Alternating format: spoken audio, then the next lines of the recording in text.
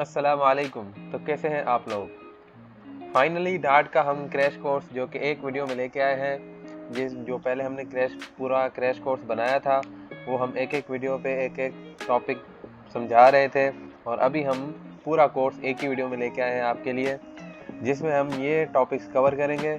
Dart की introduction और hello word हम कैसे प्रिंट करते हैं। जैसे कि आपको पता है कोई भी लैंग्वेज सीखने से पहले या सीखते वक्त सबसे पहले हम अपना हेलो वर्ड प्रिंट करते हैं। उसके बाद comments, data types and variables, string interpolation, constants, control flow में जैसे इफ एल्स आता है, कंडीशन आ जाती है, स्विचेस आ जाता है। और उसके बाद हम लूप्स पढ़ेंगे। लूप्स में फॉर हो गया, फॉर ईच, और डू व्हाइल लूप हो गया। उसके बाद ब्रेक एंड कंटिन्यू पढ़ेंगे। और लिस्ट जैसे कि दूसरे प्रोग्रामिंग लैंग्वेजेस में एरे होता है, हम यहाँ पर उसको लिस्ट पढ़ते हैं। डार्ट में वो लिस्ट होते हैं, लेकिन वो सेम एरे की तरह काम करते हैं, जिसमें हम कोई भी डेटा की कलेक्शन हम करें तो वो लिस्ट में बनाते हैं। मैप्स आ गया। मैप्स में ये होता है कि हम की एंड वैल्यू पेयर्स करते हैं। हम मैप्स में कोई भी डेटा टाइप डिक्लेयर कर सकते हैं। जैसे हम एक मैप में स्ट्रिंग भी लगा दिया, हमने इंटीजर भी लगा दिया, तो इसका ये कोई मसला नहीं, हम कोई भी लगा सकते हैं। उसके बाद ऊप का कॉन्सेप्ट है, गेटर एंड सेटर। बाकी ऊप के कॉन्सेप्ट आप यूट्यूब से पढ़ लीजिएगा। हमने सिर्फ ये कवर किया है क्योंकि हमने अब फ्लटर का कोर्स पढ़ना है, उसके लिए तो हमें जल्दी था थोड़ा, तो हम अब फ्लटर का कोर्स सीखेंगे इसके बाद। और ये आपका पूरा क्रैश कोर्स जो आ गया वो अब एक ही वीडियो में आ गया। तो वीडियो को फुल देखना और डार्ट क्रैश कोर्स को सीखना है। आपने डार्ट सीखना है, उसके बाद हम Dart is a programming language design by Lars Bak and Kasper. Dart जो एक प्रोग्रामिंग लैंग्वेज है जिसको डिज़ाइन किया था लार्स बेक एंड कैस्पर ने, developed by Google. The programming language is designed for client development such as for the web and mobile apps, and it can also be used to build server and desktop application. ये जो use होता है वो mobile apps में भी use होता है, और इसे हम बैक सर्वर भी बना सकते हैं और डेस्कटॉप एप्लीकेशन भी बना सकते हैं।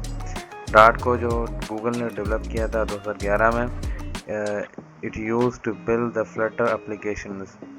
इसमें हम फ्लटर एप्लीकेशंस भी बना सकते हैं। जैसे कि फ्लटर एक फ्रेमवर्क है और डार्ट की उसमें कोडिंग यूज़ होती है।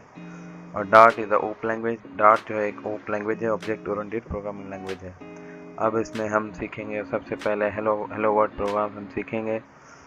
इसका ये है सिंटैक्स, जिसमें सबसे पहले आता है वॉइड मैन। अब इसमें वॉइड इसलिए आता है कि ये कोई भी चीज़ रिटर्न नहीं करता, मीन्स रिटर्न्स नथिंग। और उसके आगे मैन एक pre defined method in dart. It is the most important and the mandatory part of the dart. ये जो मैन मेथड है, इसके अलावा डार्ट की कोड रन नहीं होगी। ये हर कोड में मैन लाजमी होगा, मैन मेथड है ये। उसके बाद आता है प्रिंट हेलो वर्ड। अब ये प्रिंट जो है ये कोई भी चीज़ हमको आउटपुट में देता है। कोई भी चीज़ हम लिखेंगे तो वही हमें आउटपुट में देगा ये प्रिंट फंक्शन। अब हम चलते हैं VS कोड में और IDE में और इसको करके देखते हैं। तो जैसे कि हमने अपना IDE खोल लिया है और हम इधर सबसे पहले पहला प्रोग्राम लिखेंगे, तो इसके लिए सबसे पहले हम लिखेंगे void man, और इसके अंदर हम लिख लेंगे print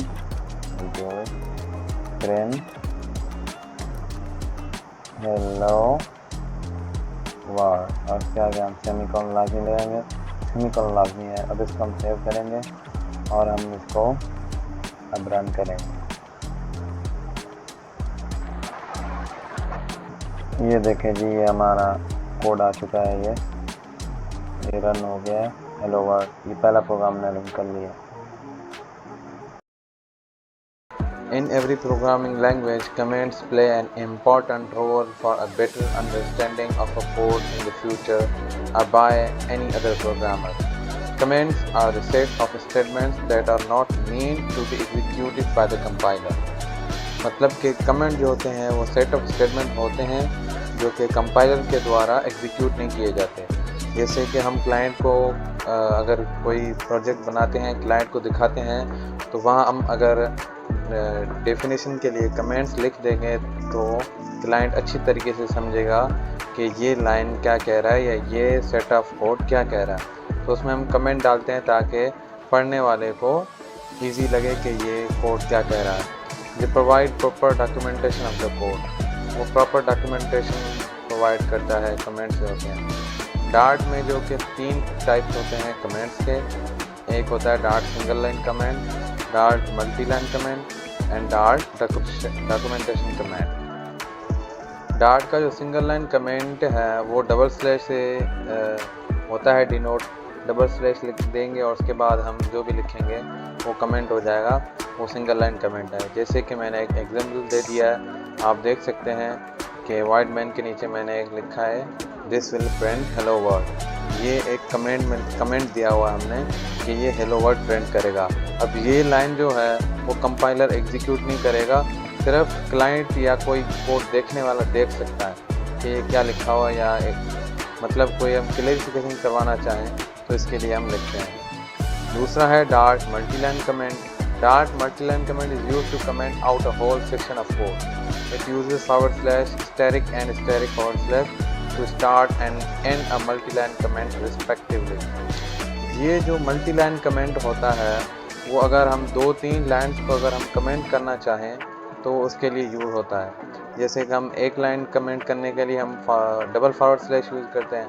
अब जब हमें 2-3 लाइनें कमेंट करनी हो तो हम शुरू में / एंड स्टैटिक देंगे और आखिर में भी स्टैटिक एंड / देंगे, तो बीच में सारा कंटेंट जो होगा वो कमेंट बन जाएगा, मीन एग्जीक्यूटेबल नहीं बनेगा, उसको कंपाइलर एग्जीक्यूट नहीं करेगा। जैसे कि मैंने यहाँ पे एक मिसाल दिया हुआ है, आप नीचे देख सकते हैं this is multi line comment. अब ये जो 2 लाइनें आती हैं इससे पहले भी वो / एंड स्टैटिक है और आखिर में भी स्टैटिक एंड स्लैश है, तो ये हो गया मल्टी लाइन कमेंट। तीसरा जो है वो है डॉक्यूमेंटेशन कमेंट और मल्टी लाइन और single line comment that begins with triple / and / to static या 3 मतलब वो / दे सकते हैं। अब अगर हम लिखेंगे 3 स्लैश दे के दिस इज लिखेंगे और इंटर को दबाएंगे तो दूसरी लाइन में ऑटोमेटिक ये 3 वो / आ जाएंगे। वो समझ जाएगा आईडी कि ये अभी कमेंट चल रहा है। अभी जहाँ भी जितने भी लाइन हम लिखेंगे वो ऑटोमेटिक 3 / आते रहेंगे। जैसे कि मैंने नीचे लिखा हुआ है कि this is a documentation comment. अब ये मैंने सिर्फ एक दफ़ा दिया है, लेकिन ये नीचे जो भी लाइन्स होंगी इसमें खुद ब खुद कमेंट देता जाएगा, ऑटोमेटिक 3 लाइनें आती जाएंगी / इसको आईडी जान लेगा कि ये डॉक्यूमेंटेशन कमेंट है। अभी हम चलते हैं VS कोड में और वहाँ हम कोड करते हैं। जैसे कि हमने VS कोड ओपन कर लिया है और यहाँ हम देखेंगे कमेंट्स को, यहाँ हम कमेंट्स को लिख के देखेंगे प्रैक्टिकली कि कमेंट्स होते क्या हैं। हम पहले लिखते हैं वाइट मैन। अब सबसे पहले हम यहाँ लिखेंगे सिंगल लाइन कमेंट, जो हमने पढ़ा है कि सिंगल लाइन कमेंट क्या होता है। अब जैसे ही हम यहाँ / 2 बार देंगे तो ये कमेंट आईडी को पता चल जाएगा कि ये कमेंट दे रहा है। तो हम यहाँ लिखेंगे this will print hello world. अब हम यहाँ लिखते हैं प्रिंट हेलो वर्ल्ड। हम यहाँ सेमीकोलन देंगे और इसको सेव करके हम रन करेंगे। तो यहाँ आप देख रहे हैं कि सिर्फ हेलो वर्ल्ड आया है और ऊपर वाला जो लाइन था वो कमेंट हो गया, मतलब कंपाइलर ने उसको एग्जीक्यूट ही नहीं किया है। मतलब ये सिर्फ दिखाने के लिए है, कोड को सही तरीके से समझने के लिए है, ये एग्जीक्यूट नहीं होगा, ये सिर्फ दिखाने के लिए होगा। अब जो दूसरा कमेंट का वो टाइप है वो है multi line comment. Multi line comment mean हम 2-3 लाइनें अगर हम लिखें तो उसको हम कमेंट कैसे करेंगे। अब ये तो नहीं है कि हम हर लाइन में / दे देंगे, हर लाइन को हम अगर / देंगे तो ये रिडंडेंट हो जाएगा, बढ़ जाएगा कोड। इसलिए हम सिर्फ क्या करेंगे, हम / दे के स्टैटिक देंगे हम। उसके बाद हम जो कुछ भी लिखेंगे, मिसाल लिखते हैं this will print hello world और यहाँ भी लिख देंगे this is multi line comment. अब यहाँ आखिर में हम देंगे स्टैटिक और / तो ये कमेंट हो गया। देख रहे हो अभी कोई गलती नहीं, पहले गलती आ रही थी, अब कोई गलती शो नहीं हो रही। अब यहाँ हम लिखेंगे प्रिंट हेलो वर्ड, सेमीकोलन देंगे और इसको रन करेंगे तो देखें ये हेलो वर्ड प्रिंट हो गया है और ये जो लाइनें थी वो एग्जीक्यूट नहीं हुई क्योंकि ये कमेंट के अंदर है, ये एग्जीक्यूट नहीं होगा। अभी हम देखेंगे कि डॉक्यूमेंटेशन जो कमेंट होता है वो क्या होता है। अब डॉक्यूमेंटेशन कमेंट को हम डिनोट करते हैं 3 फॉरवर्ड स्लैश से। जैसे कि मैं यहाँ देता हूँ 3 दे दिए, अब मैं लिखूँगा दिस इज़। अब जैसे ही मैंने एंटर दबाया तो 3 फॉरवर्ड स्लैश ऑटोमेटिक दूसरी लाइन में आ गई। तो आईडी को पता था कि ये डॉक्यूमेंटेशन कमेंट है और उसने खुद ब खुद 3 फॉरवर्ड स्लैश दे दिए। तो जितनी भी हम लाइनें लिखेंगे तो वो खुद ब खुद आईडी वो 3 फॉरवर्ड स्लैश देता जाएगा कि ये कमेंट है, दिस इज डॉक्यूमेंटेशन कमेंट। अभी हम फिर एंटर दबाएंगे तो फिर आ गया। अब ये जो कोड है वो एग्जीक्यूट नहीं होगा, दिस कोड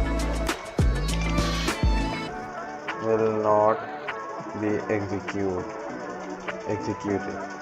अब ये जो कोड है वो एग्जीक्यूट नहीं होगा। हम जैसे ही कोड रन करते हैं ये आ गया है hello this is documentation comment.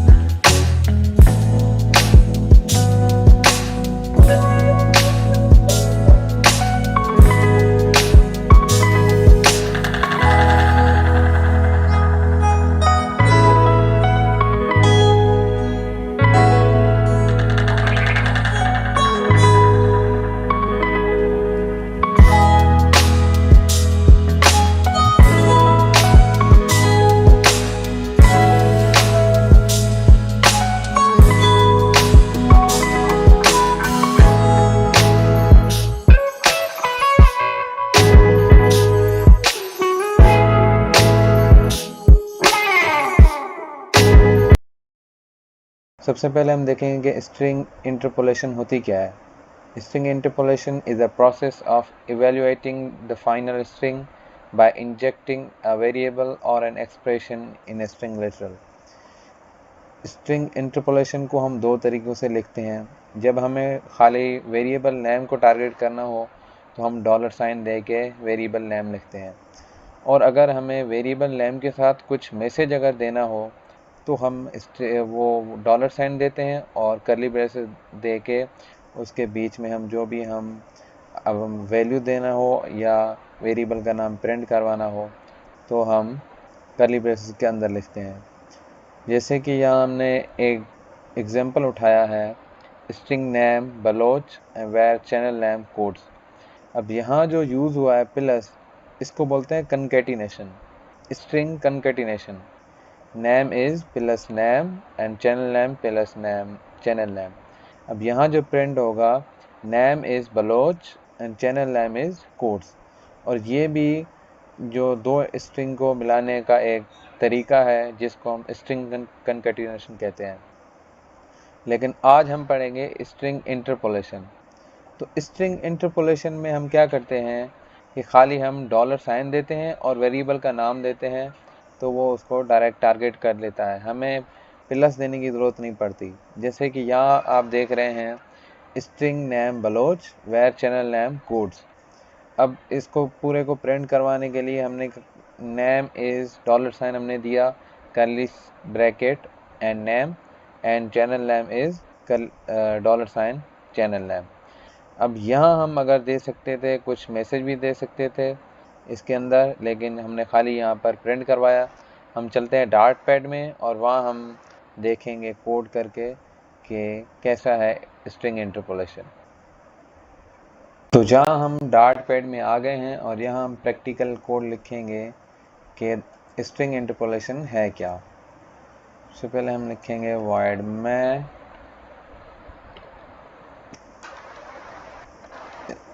string name is equal to baloch codes और हम इसको प्रिंट करवाएंगे नेम। ये तो हो गया सिंपल स्ट्रिंग, ये हम सिंपल स्ट्रिंग प्रिंट करवा रहे हैं यहाँ पे। ये देखो बलोच कोड्स आ गया है, ये हमने सिंपल स्ट्रिंग प्रिंट करवाया। और अगर हम यहाँ लिखें, अगर हम कुछ वैल्यूज़ देना चाहें इसके साथ, तो हम लिखेंगे प्लीज़ सब्सक्राइब। तो अब हम क्या देंगे, अगर हमें कंकेटेनेशन करना होता तो हम यहाँ प्लस का साइन दे के आगे वेरिएबल नाम लिखते, लेकिन अब हमें इधर स्ट्रिंग इंटरपोलेशन का वो हासिल है मदद, तो हम खाली यहाँ पे $साइन दे के और नेम लिख लेंगे। तो ये हो गया स्ट्रिंग इंटरपोलेशन। अब इसको हम रन करवाएंगे। देखिए जी आ गया प्लीज़ सब्सक्राइब बलोच कोड्स। अब ये जो है ये था हमारा स्ट्रिंग इंटरपोलेशन, जिसकी वजह से हम डायरेक्ट वेरिएबल को टारगेट कर सकते हैं। डार्ट में दो कांस्टेंट कीवर्ड्स होते हैं, फाइनल एंड कॉन्स्ट। अब कांस्टेंट होते क्या हैं? कांस्टेंट वो होते हैं जो हम अगर किसी का भी वैल्यू चेंज ना करें उसको हम कॉन्स्ट वेरिएबल में लिखेंगे। जैसे कि यहाँ लिखा हुआ है if you never want to change a value then use final and const keyword. जैसे हमने एक स्ट्रिंग डिक्लेयर किया है स्ट्रिंग नेम बलोच कोड, तो अब हम अगर इसको चेंज नहीं करना चाहते, आगे जाके कहीं भी इसको हम चेंज नहीं करना चाहते, तो हम इसको लिखेंगे फाइनल में या तो कॉन्स्ट में। फाइनल और कॉन्स्ट में क्या फ़र्क है वो आप यहाँ देखेंगे कि final variable can only be set once and it's initialize when exceed. जो फाइनल वेरिएबल है वो एक ही दफ़ा सेट होता है, वो शुरू में ही ये इनिशियलाइज हो जाता है। और जो कॉन्स्ट वेरिएबल है, const variable is implicitly final but एक कंपाइल टाइम कांस्टेंट। जैसे कि हमने यहाँ डार्ट पैड ओपन कर लिया है, अब हम यहाँ कोड करके देखेंगे कि फाइनल एंड कॉन्स्ट क्या है। जैसे कि आपको पता है कि फाइनल और कॉन्स्ट जो हम वेरिएबल लिखते हैं वो चेंज नहीं होते, उसको हम उसकी वैल्यू हम चेंज नहीं कर सकते। अगर हमने यहाँ फाइनल स्ट्रिंग ने चैनल बलोच कोड्स लिखा है तो अब हम इसको चेंज नहीं कर सकते। जिसे आपको मैं दिखाता हूँ इधर, अगर हम खाली बलोच लिखें तो इधर ये एरर आ गया, ठीक है ना। इधर आ रहा है channel can't be used to settle because it's final. ये फाइनल है इसलिए यहाँ यूज़ नहीं हो सकता। और यहाँ हम एक क्लास बनाएंगे और क्लास में देखेंगे कि कैसे फाइनल को हम एक्सेस करते हैं और कॉन्स्ट को क्लास में एक्सेस नहीं होगा। अगर क्लास में हमें एक्सेस करना होगा तो हम उसमें पहले लगाएंगे स्टैटिक, उसके बाद कॉन्स्ट लिखेंगे। जो कि कॉन्स्ट है वो क्लास इंस्टेंस नहीं है। तो हम यहाँ बनाते हैं स्ट्रिंग माय चैनल, ये हमने क्लास बना लिया। हम यहाँ रिटर्न करवा देते हैं चैनल का नाम बलोच कोड्स और यहाँ हम इसको कॉल कर लेते हैं कॉपी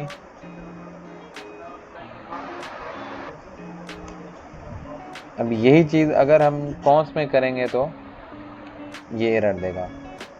क्यों एरर आ रहा है? क्योंकि जो फाइनल वेरिएबल्स होते हैं वो रन टाइम कांस्टेंट होते हैं और जो कॉस्ट वेरिएबल होते हैं वो कंपाइल टाइम कांस्टेंट होते हैं। Introduction to the dot conditional statements. अब यहाँ जो लिखा हुआ है, the if statement checks a condition only does something if the condition is true. जैसे कि यहाँ पर कंडीशन चेक होती हैं कि इफ़ अगर वो कंडीशन ट्रू है तो इफ़ वाला ब्लॉक वो रन होगा, वो प्रिंट होगा।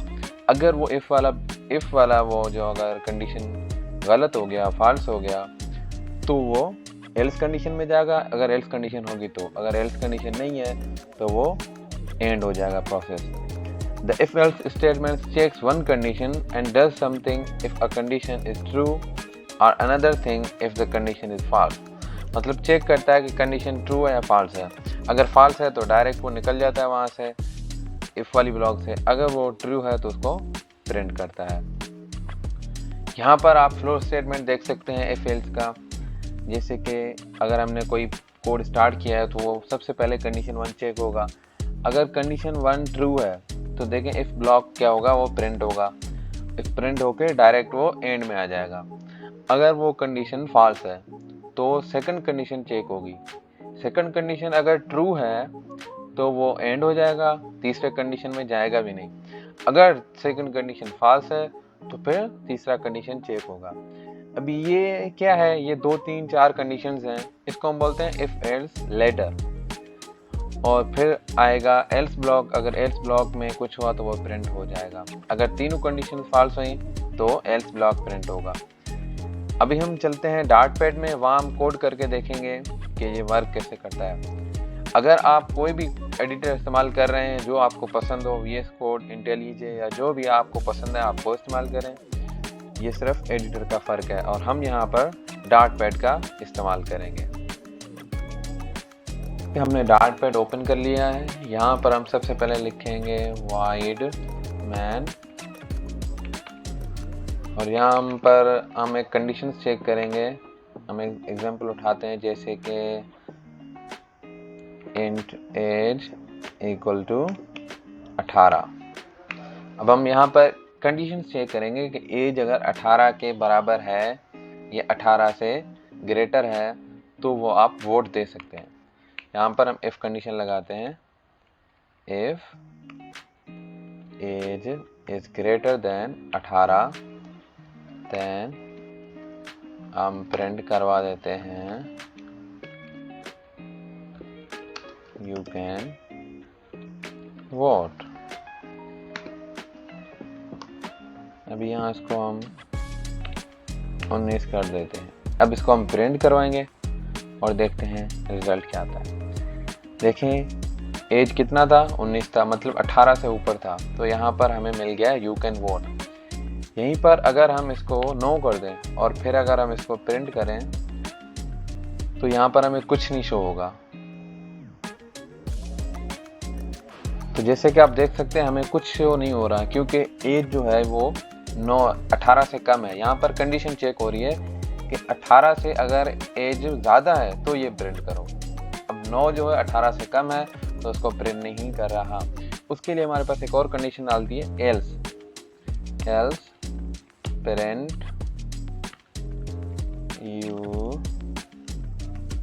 Can not vote.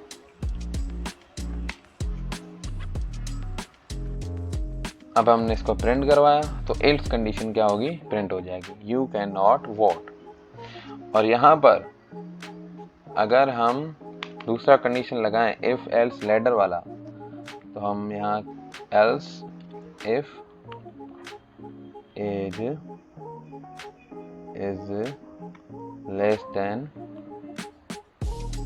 5, 10 करते हैं हम तो प्रिंट करवा दें। क्या प्रिंट करवा दें, यू आर अ चाइल्ड। अभी हमने इसको प्रिंट करवाया और ये देखें आ गया यू आर अ चाइल्ड। अभी ये कंडीशन पे सबसे पहले ये चेक हुई, इफ़ वाला कंडीशन चेक हुआ, 18 साल से ज़्यादा है नहीं, वो ये लॉ नहीं हुआ। दूसरा कंडीशन चेक हो रहा है कि अगर एज 10 साल से कम है तो ये प्रिंट कर दो, तो ठीक है, 9-10 से कम है तो ये प्रिंट हो गया। जैसे कि आपको पता है कि डार्ट में 3 किस्म के लूप्स होते हैं, 4 किस्म के लूप्स होते हैं, एक for loop, while loop, do while loop and for in loop. अभी जो हमारे सामने है for loop, the for loop is used when we know how many times a block of code will execute. It is quite same as a C for loop. For loop जो है वो same loop है C की तरह, जिसे C में हम पढ़ते हैं। बेसिकली लूप्स जो होते हैं वो सारे प्रोग्राम में एक ही होते हैं, उसका जो कॉन्सेप्ट है वो एक ही है। फॉर लूप यहाँ पर है और डू वाइल लूप और वाइल लूप, ये सारे लूप्स सभी प्रोग्राम्स में हैं। अब लूप्स है क्या? सबसे पहले जो भी चीज़ हमें बार बार रिपीट करवाना हो, प्रिंट करवाना हो, तो उसको हम लूप्स में लिखते हैं। ये है वाइल लूप, जिसकी सबसे पहले कंडीशन चेक होती है, उसके बाद हम स्टेटमेंट लिखते हैं। जैसे कि ये देखें, फॉर लूप में जो था पहले इनिशियलाइजेशन था, कंडीशन था, फिर इंक्रीमेंट एंड डिक्रीमेंट, उसके बाद स्टेटमेंट। वाइल में ऐसा है कि सबसे पहले कंडीशन चेक होता है, कंडीशन चेक होने के बाद प्रिंट होता है।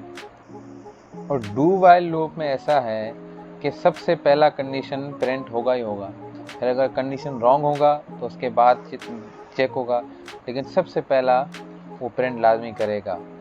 अभी हम चलते हैं डार्ट पैड में और वहाँ हम कोड करके देखते हैं कि लूप्स कैसे वर्क करते हैं। अगर आप VS कोड चला रहे हैं या IntelliJ चला रहे हैं तो वो भी अच्छा है, जो भी आपको पसंद है आप वो चलाएं। हम यहाँ पर डार्ट यूज़ करेंगे। जैसे कि हमने डार्ट पैड ओपन कर लिया है और यहाँ पर हम कोड करके देखेंगे कि लूप्स क्या होते हैं। सबसे पहले हम फॉर लूप को देखेंगे। फॉर लूप के लिए हम पहले लिखेंगे for int I = 1, I is less than equal to 10, I ++।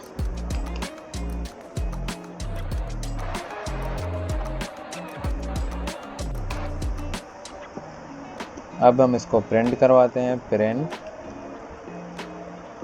Hello, नहीं है पुराना हो गया। अब हम लिखते हैं दिस इज फॉर लूप।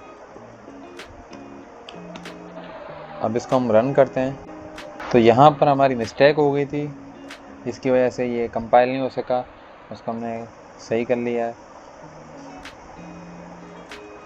अभी हमने जैसे ही रन किया तो देखो ये आ रहा है दिस इज़ फॉर लूप।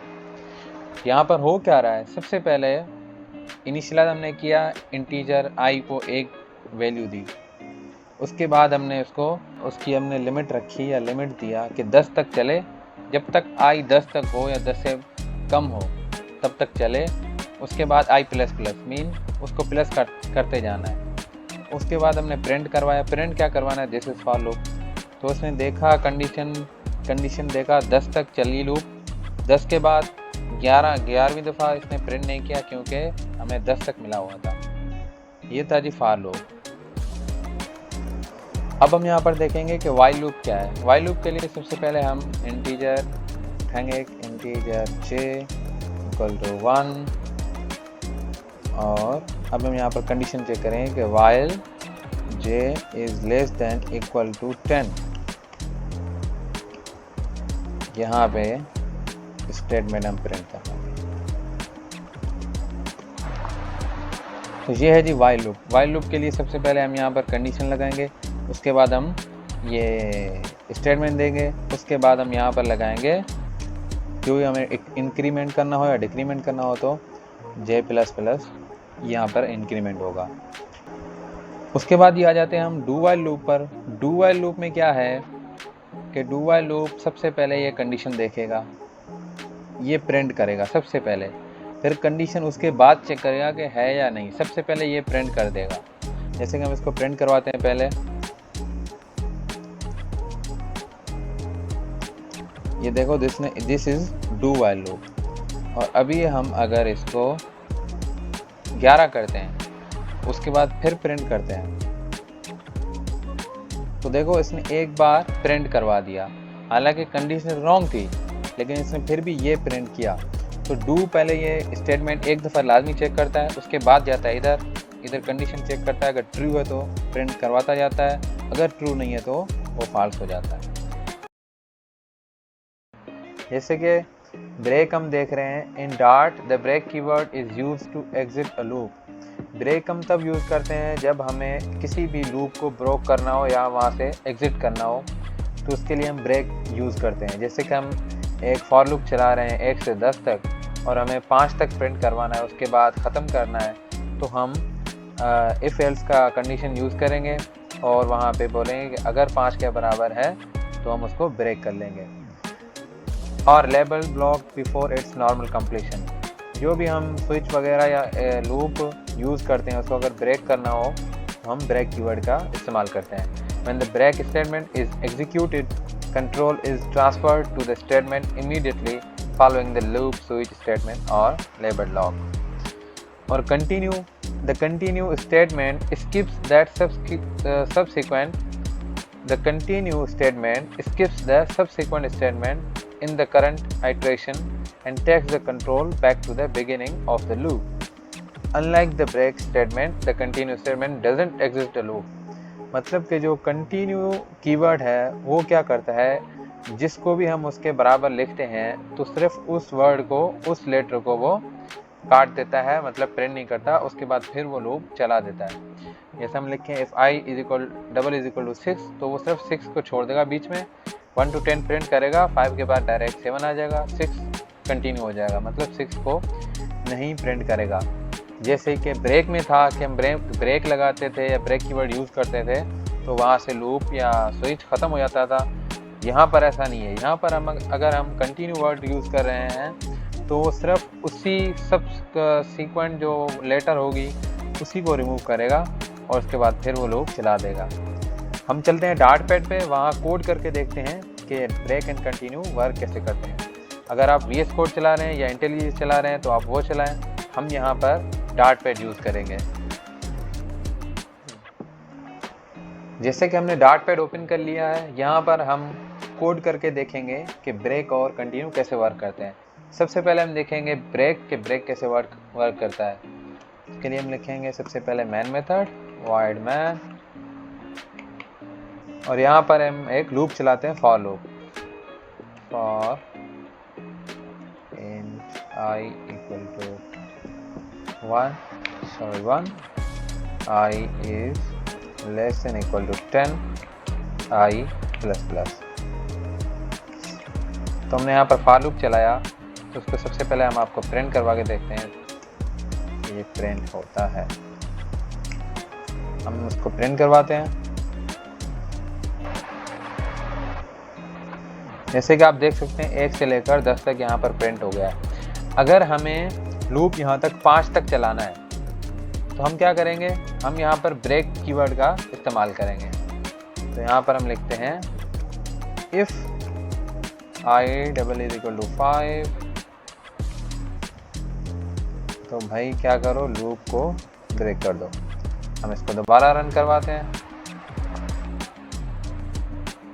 तो जैसे कि आपने देखा कि 5 तक प्रिंट हुआ और उसके बाद ये ब्रेक हो गया। ब्रेक वर्ड कहीं भी हम अगर इसको ब्रेक करवाना चाहें तो ब्रेक कर लेगा, उसको तोड़ देगा। अगर हम यहाँ पर 8 लिखते हैं तो ये 8 तक प्रिंट करेगा, उसके बाद 9-10 प्रिंट नहीं करेगा, जैसे कि आप यहाँ देख सकते हैं। और अगर हमें कंटिन्यू वर्ड यूज़ करना है कि भाई हमने कोई भी लेटर स्किप करवाना हो, तो उसके लिए हम क्या करेंगे, यहाँ पर लिखेंगे इफ़ i =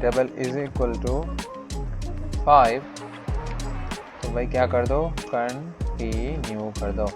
तो ये क्या करेगा कि यहाँ पर 1 2 3 4 5 को स्किप करेगा, उसके बाद फिर ये लूप चला देगा। जैसे कि यहाँ आप देख रहे हैं कि 1 2 3 4 एंड इसने 5 को स्किप किया है, उसके बाद फिर इसने लूप चला लिया है। तो कंटिन्यू जो है वो सिर्फ स्पेसिफिक एक लेटर को रिमूव कर देता है, और ब्रेक जो है वो क्या करता है, लूप या स्विच को वहाँ से एग्जिट कर देता है, ख़त्म कर देता है। In Dart programming, list data type is similar to arrays in other programming languages. List is used to representing a collection of objects. It's an ordered group of objects. Simply, जो list वो होता है जो दूसरे programming languages में हम देखते हैं arrays। यहाँ पर Dart में हमें वो लिस्ट मिलता है जो हम array की जगह इस्तेमाल कर सकते हैं। ये हम यूज़ करते हैं कलेक्शन रिप्रेजेंट करने के लिए, कलेक्शन ऑफ ऑब्जेक्ट्स रिप्रेजेंट करने के लिए। It's an ordered group of objects. ये जो होता है ऑर्डर्ड ग्रुप ऑफ ऑब्जेक्ट्स होता है लिस्ट में। जैसे कि दूसरे प्रोग्रामिंग लैंग्वेजेस में हमें एरेज मिलता है, ऐसे ही डार्ट में हमें लिस्ट मिलता है। हम चलेंगे डार्ट पैड पे, वहाँ कोड करके देखते हैं कि लिस्ट कैसे वर्क करता है। जैसे कि हमने डार्ट पैड ओपन कर लिया है, यहाँ पर हम देखते हैं कि लिस्ट कैसे काम करता है। सबसे पहले हम अपना मेन मेथड लिखेंगे।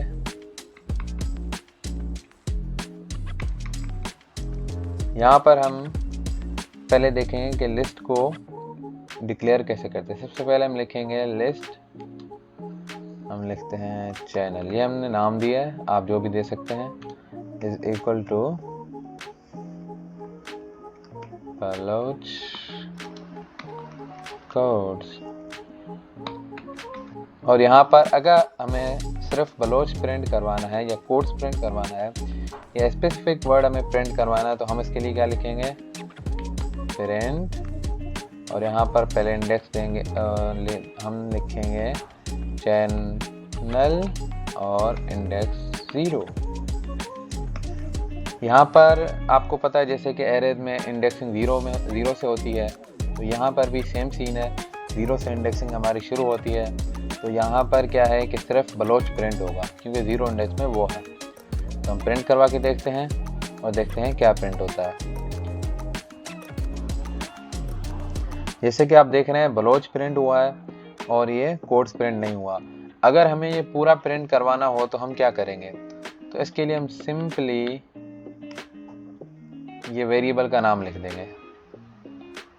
तो हमने प्रिंट करवाया और यहाँ देखें आ गया बलोच कोड्स। अगर हमें इसी लिस्ट में अगर हमें कोई वैल्यू ऐड करनी है तो हम कैसे करेंगे, तो इसके लिए हम क्या लिखेंगे,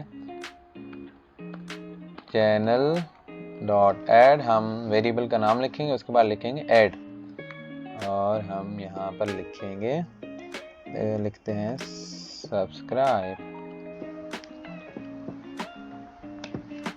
और उसको हम करते हैं प्रिंट। तो ये देखिए आ गया बलोच कोड सब्सक्राइब। और अगर हम किसी भी आइटम को अगर हम इस लिस्ट से रिमूव करें तो हम क्या करेंगे, तो हम लिखेंगे चैनल डॉट रिमूव।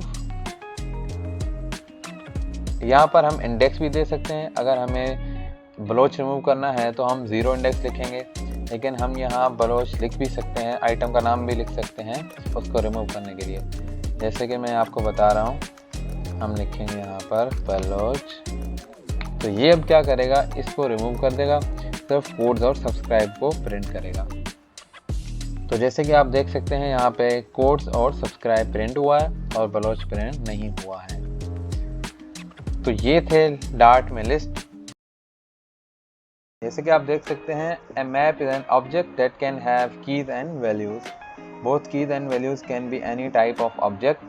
मैप में जो हम एक की लेते हैं और एक वैल्यू लेते हैं, अब उसमें जो की जो होते हैं वो यूनिक होनी चाहिए, कोई भी की रीराइट नहीं होना चाहिए। और उसमें जो वैल्यू है वो हम कई बार लिख सकते हैं या एक ही की को हम 2-3 वैल्यूज दे सकते हैं। ईच की occurs only once but you can use the same value multiple times. तो वही है। और इसमें कई तरह के आप वो कर सकते हो, मेंशन स्ट्रिंग वगैरह या इंट, जो भी आप लिखना चाहो उस कलेक्शन में आप लिख सकते हो। If you assign same key once again, it will override the previous value of the same key with the new value. अगर आपने एक की को एक वैल्यू पहले दिया है, उसके बाद फिर आपने रीराइट किया है, तो नया वैल्यू जो आपने रीराइट किया है तो उस जो वो वैल्यू उस की को असाइन हो जाएगी। जो पहले वाला वैल्यू होगा वो असाइन नहीं होगा उसको। तो हम चलते हैं डार्ट पैड में, वहाँ कोड करके देखते हैं कि मैप्स क्या होते हैं और कैसे वर्क करते हैं। तो जैसे कि हमने डार्ट पैड ओपन कर लिया है और यहाँ पर हम कोड करके देखते हैं के मैप्स कैसे काम करते हैं। सबसे पहले हम लिखेंगे void मैन मेथड बनाएंगे और उसके बाद हम यहाँ पर अपना मैप डिक्लेयर करेंगे।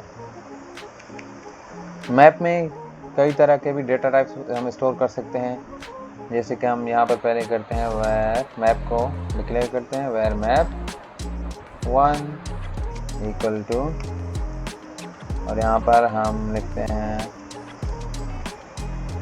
फर्स्ट नेम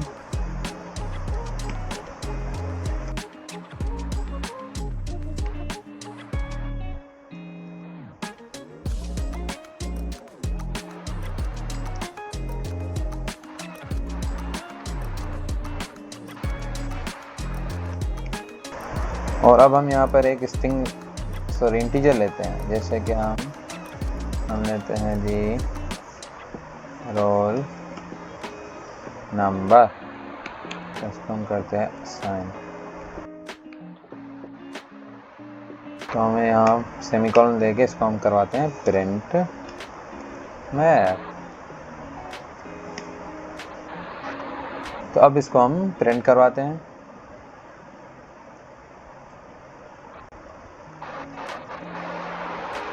तो देखें यहाँ पे प्रिंट हो गया है फर्स्ट नेम बलोच कोड्स और 45।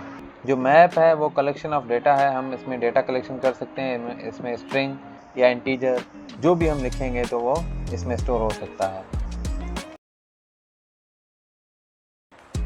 गेटर एंड सेटर जो होते हैं वो हम डेटा जिसके लिए हम गेट करते हैं उसके लिए हम गेटर यूज़ करते हैं, और जो सेट डेटा हम करते हैं या डेटा को सेट करते हैं उसके लिए हम सेटर यूज़ करते हैं। Getter and setter also called accessors or mutators allow the program to initialize and retrieve।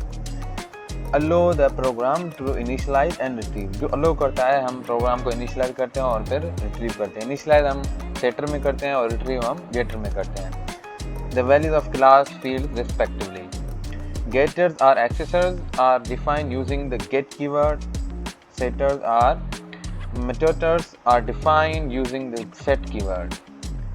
जैसे कि गेटर के लिए हम गेट का कीवर्ड यूज़ करते हैं वैल्यू को गेट करने के लिए, और वैल्यू को सेट करने के लिए हम सेट कीवर्ड का यूज़ करते हैं।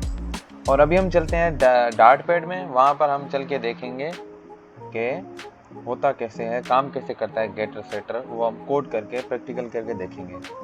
और हम यहाँ पर डार्ट पैड यूज़ कर रहे हैं, आप अगर VS कोड यूज़ कर रहे हैं तो वो ठीक है, ये सिर्फ एडिटर का मसला है और कोड हमारा जो है वो सेम होगा, चेंज नहीं होगा, सिर्फ हमारा एडिटर चेंज होगा। तो चलिए डार्ट पैड में चलते हैं। जैसे कि हमने डार्ट पैड ओपन कर लिया है, यहाँ पर हम देखेंगे सबसे पहले डिफ़ॉल्ट गेटर एंड सेटर, उसके बाद हम देखेंगे कस्टम गेटर एंड सेटर जो हम अपना बनाएंगे। सबसे पहले हम बना लेते हैं मैन मेथड void मैन, और हम यहाँ पर एक बना लेते हैं क्लास स्टूडेंट, और यहाँ पर हम एक नाम इनिशियलाइज करते हैं, जैसे कि लेट स्ट्रिंग नेम। अभी हम इसका यहाँ पे ऑब्जेक्ट बनाएंगे। आपको पता है ऑब्जेक्ट कैसे बनाते हैं, आपने नाम देना है एक और उसके बाद उस क्लास को कॉल करना है। स्टूडेंट क्लास को हमने कॉल कर लिया है और यहाँ पर हम लिखेंगे obj डॉट, यहाँ पर हम लिखते हैं बलोच कोड्स, सॉरी, और हम इसको अब करवाते हैं प्रिंट obj डॉट नेम। तो ये जो है वो है डिफ़ॉल्ट सेटर, और ये जो है वो है डिफ़ॉल्ट गेटर। और यहाँ पर हम ये आप देख रहे हैं obj डॉट नेम, ये क्या कर रहा है, वैल्यू को सेट कर रहा है। हम बलोच कोड हमने नेम वेरिएबल में सेट किया है, और ये obj डॉट नेम ये है गेटर, ये गेट कर रहा है, और इसको हमने प्रिंट फंक्शन के अंदर लिखा है, हम इसको प्रिंट करवाना चाहते हैं इसलिए। तो जैसे हम इसको रन करवाते हैं तो आपको बलोच कोड्स रन होके दिखेगा। तो देखें ये आ गया है बलोच कोड्स। ये है डिफ़ॉल्ट गेटर एंड सेटर। अभी अगर हमें कस्टम गेटर एंड सेटर बनाना है तो हम क्या करेंगे? तो सबसे पहले हम इसको करते हैं कट। तो सबसे पहले हम यहाँ पे एक क्लास बना लिया हमने। अब हम एक वेर लेते हैं नेम और यहाँ पे अब हमें सेट करना होगा हमारा सेटर। तो हम करते हैं वाइड सेट चैनल नेम और यहाँ पे हम लिखते हैं जी, यहाँ पर लिखेंगे वेर नेम और यहाँ पे हम लिखेंगे this dot name equal to name. ये हमारा क्या हो गया? ये हमारा हो गया सेटर। हम सेट कर रहे हैं वैल्यू को। और अब हम बनाएंगे गेटर। गेटर के लिए हम यही यूज़ करेंगे गेट कीवर्ड और सेम नाम सेम होगा, चैनल नेम चैनल नेम और रिटर्न नेम। तो हम यहाँ पर रिटर्न स्ट्रिंग टाइप रिटर्न करवा रहे हैं तो हमें यहाँ पे स्ट्रिंग दे देंगे ताकि अच्छा रहे। हम यहाँ पर स्ट्रिंग नेम हम यहाँ पे रिटर्न करवा रहे हैं। और अब हम जाके यहाँ पे सबसे पहले इसका बनाएंगे ऑब्जेक्ट, जैसे हमने पहले बनाया var obj equal to student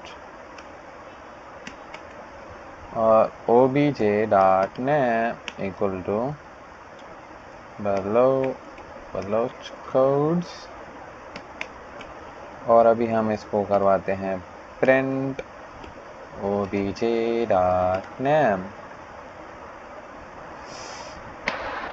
तो अभी हम इसको करवाते हैं बलोच कोड। यहाँ पर थोड़ा हम चेंज कर लेते हैं ताकि पता चले सब्सक्राइब बलोच कोड्स। तो प्लीज़ सब्सक्राइब करना ना भूलिएगा। तो जैसे कि आप देख सकते हैं यहाँ पे आ गया है सब्सक्राइब बलोच कोड्स। तो यहाँ पे क्या हो रहा है? सबसे पहले हमने क्या किया? मेन मेथड बनाया, उसके बाद हमने एक वेरिएबल उठाया नेम नाम का, उसके बाद हमने सेट किया उस वेरिएबल को सेटर की मदद से, उसके बाद उसको हमने गेट किया है यहाँ पे और यहाँ पे हमने उसको वैल्यू दे दिया है। उसका जो नेम का वैल्यू था वो हमने दिया और यहाँ पे हम इसको प्रिंट करवा रहे हैं। तो आज की वीडियो के लिए इतना ही। इंशाल्लाह ऊप का कॉन्सेप्ट अभी कुछ वीडियोस बाकी हैं, जिसके बाद हम फ्लटर का अपना कोर्स स्टार्ट करेंगे। और अगर वीडियो अच्छी लगे तो लाइक करिएगा। और अगर आपने डार्ट की क्रैश कोर्स एक्सेस नहीं की तो डिस्क्रिप्शन में लिंक मौजूद है, प्लीज़ जाके कोर्स एक्सेस करें और साथ सीखें। Thank you.